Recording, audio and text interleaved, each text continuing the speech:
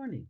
This is the second half of the 6.6 lecture this time on compound interest. 6.6. The first half was simple interest, second half is compound interest. You've already learned some of these definitions: interest, principal, interest rate, time. Now we're adding a new concept of interest. It's called compound interest. Interest paid on both the principal and then at set periods of time the accumulated interest is added to the principal and interest is paid on both. So we have a slightly different formula here. Compound interest is the amount of interest earned is the principal. No, pardon me, that's not the amount of interest earned. That's the amount you have available to you, the amount in your account. Okay, it's 1 that provides for the initial investment plus the rate divided by the number of periods, generally per year, and then the number of periods times the time. This is the equation in symbol form. Okay? Now, understand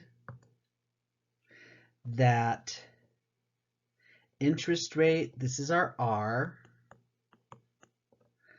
time is T, N is having to do with the compounding. N is the number of times compounded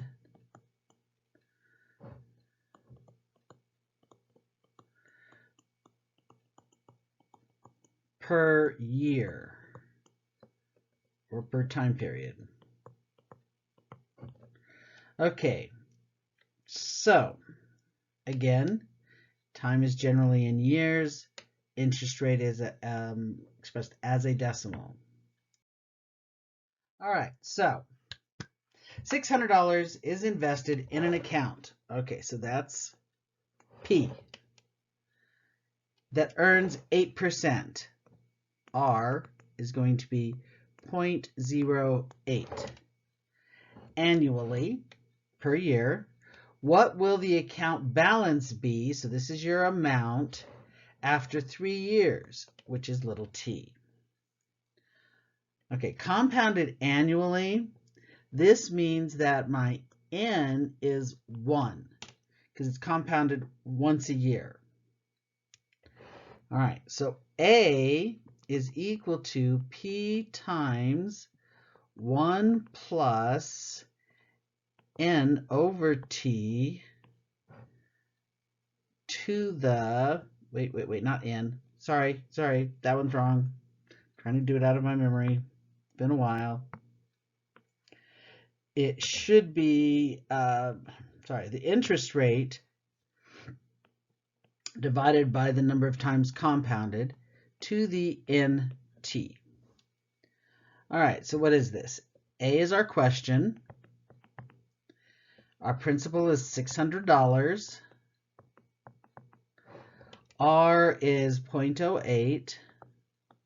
We're dividing that by N, which is 1, to the NT. 1 times 3. All right, so we can shorten this a little bit. That's 600 times. Well, 1 plus 0.08, that's 1.08. Since N is 1, it's just 0.08.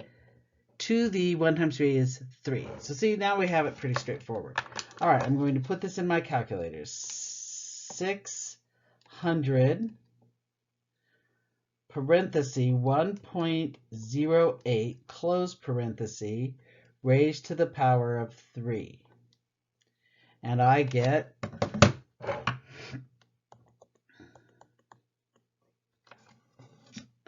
755.83, rounded to 2 decimal places because we're dealing with money.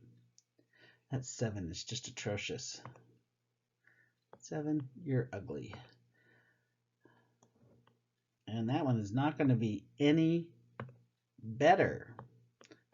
Okay, I need to tip my laptop a little flatter so I can properly write a 7. There we go.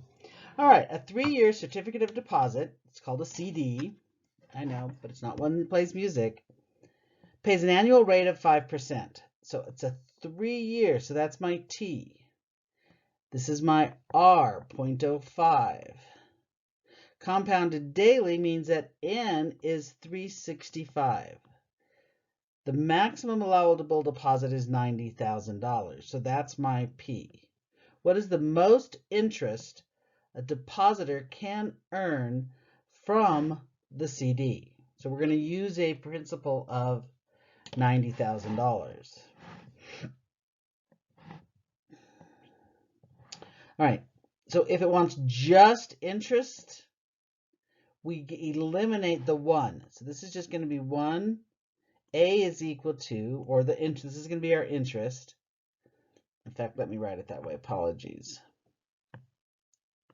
If you're looking just for interest, it's the principal times rate over N to the NT. Okay, so our principal was 90,000. 9, 0, 1, 2, 3 more zeros. Parenthesis, R is 0.05 divided by N, which is 365. Close parenthesis to the 365 times 3. 365 times 3. And I got a 0, so that does not make sense. How did I type that in wrong?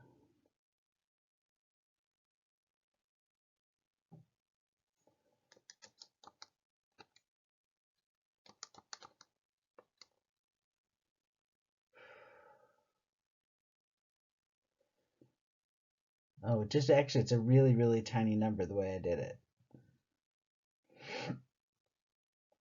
All right, let's go back and do it with the 1 plus in there.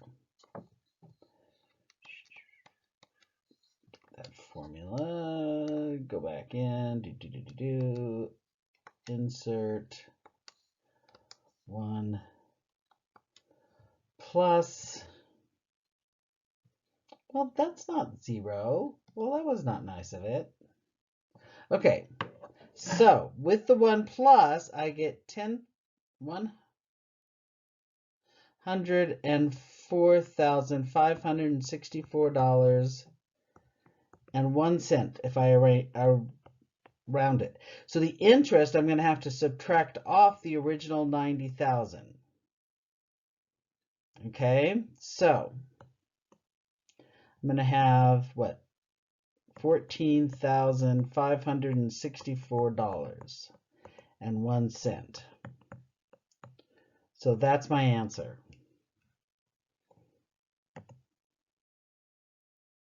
After receiving an inheritance of $11,000, a man deposits the money in an account paying an annual rate of 7.2%. 0.072 compounded daily, so that's 365, to the N, which is 365.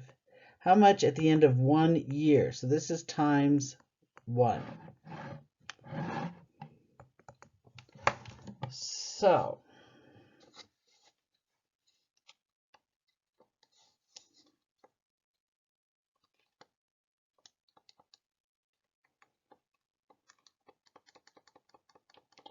it was 0.072 for the interest and $11,000. There we go.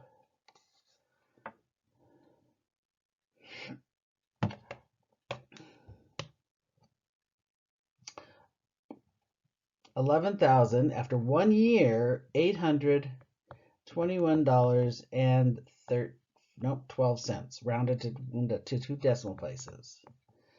So he's going to have,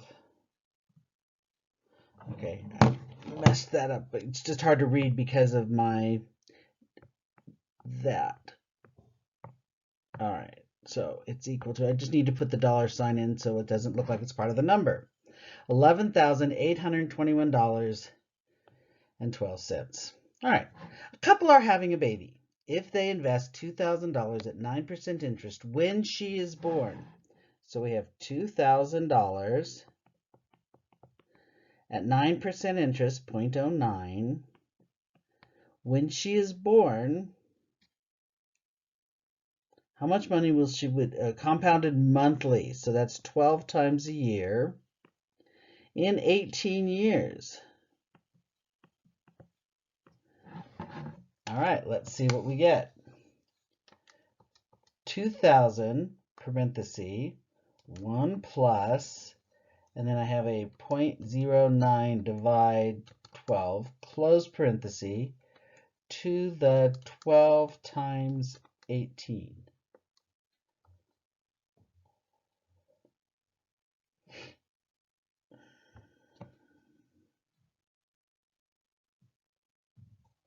Yep, that's what we did. Okay, we get your 2,000 will grow to $10,045.28. Oops, that's not supposed to be there. That should be a decimal. You know, the extra marks I make with my fingers. That's supposed to be that. Okay, so that's how much money. $10,045. Did it again. Why do I want that to be a comma? And 28 cents. This is how much they would have when she turns 18. So their money has grown times 500%, which is awfully good. So think if they had deposited 10,000 instead. Tell you what, let me type that in.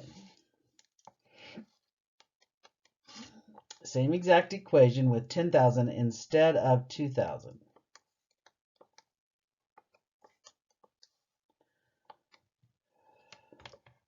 They would have, so if the principal was 10,000, they'd have $50,000. So $50,226.38 is what they would have. That'll put her through college pretty neatly. All right, well, as long as she doesn't go like to Harvard or something. There we go. All right, let's see. One more one more problem. What would $10,000 become in a savings account at 6% interest for 3 years when the interest is not compounded? So it's just simple interest. All right, so really what we do is, so that's going to be, oh, they are going to ask us this after compounded monthly. So let's just do that one first because we've got the equation all written up there. Simple interest would be the 10,000 times the 0.06 times the 3. So let's look at these two different numbers.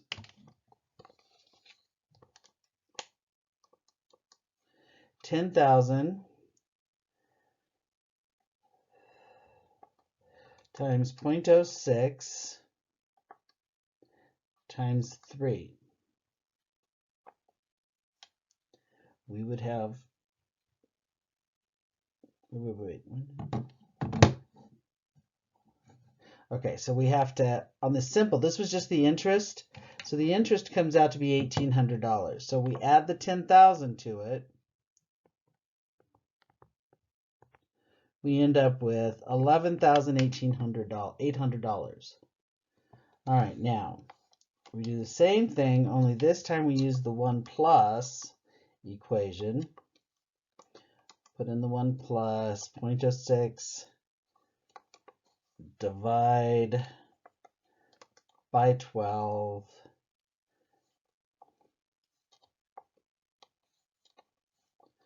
Sorry, my calculator went ahead and did something that it should have done. There we go. Back on track. 3 times 12, that's 36, right?